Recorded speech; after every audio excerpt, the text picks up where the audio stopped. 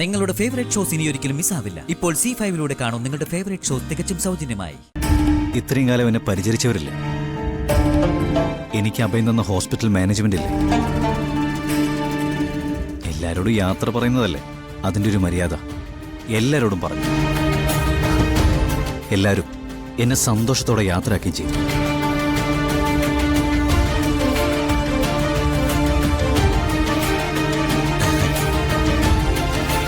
പരിധി കഴിഞ്ഞ ആരെയും ബുദ്ധിമുട്ടിക്കരുതല്ലോ അമ്മേ. അതുകൊണ്ടാണ് ഞാൻ ഇങ്ങനൊരു തീരുമാനമെടുത്തത്.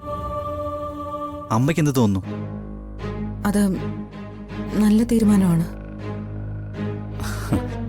യെസ്, അമ്മ അതേ പറയുമെന്ന് എനിക്കറിയാം. അല്ല,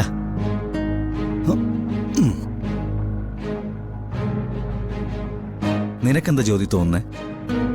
ഏട്ടൻ യാഥാർത്ഥ്യങ്ങൾ മനസ്സിലാക്കി വരുന്നതിൽ ഞങ്ങൾ സന്തോഷിക്കല്ലേ ഏട്ടാ വേണ്ടത്.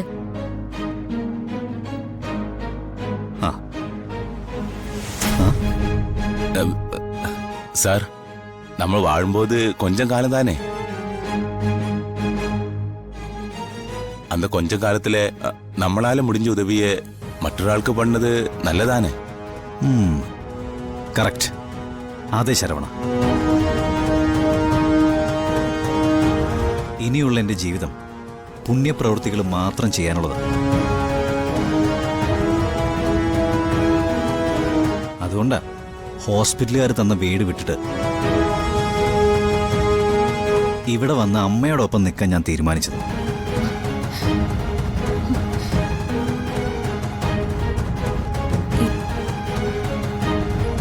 മോനെ, ഇവിടെയോ? ആ, അതെ.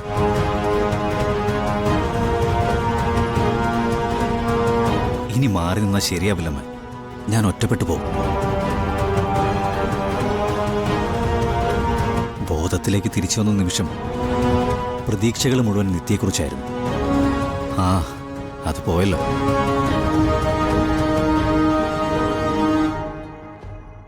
നിത്യ ഹരി സുഖമായിട്ട് ജീവിക്കട്ടെ.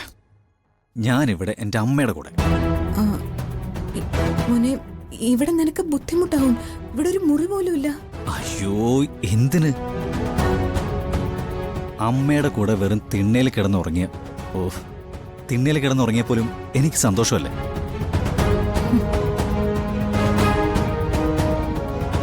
തൽക്കാലം ഞാൻ ഈ ബാഗുകളൊക്കെ ഒന്ന് അകത്ത് വെക്കട്ടെ.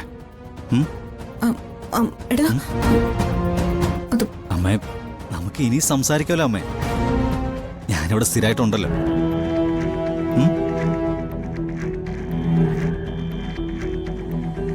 ജ്യോതി, നിനക്ക് സന്തോഷമായില്ലേ? ഇനി എന്നും നിങ്ങൾക്ക് ഏട്ടനെ നിങ്ങളെ കണ്ടോണ്ടിരിക്കാലോ.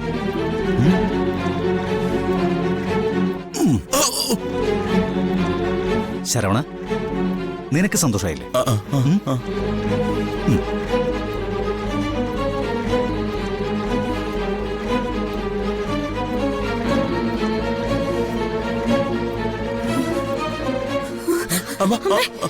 അയ്യോ ശരവണ,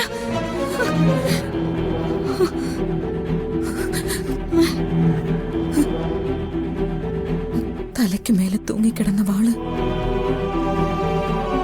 കഴുത്തോളമായി. ഡൗൺലോഡ് ചെയ്യൂ C5 ആപ്പ്. കാണൂ എല്ലാ എപ്പിസോഡുകളും സൗജന്യമായി.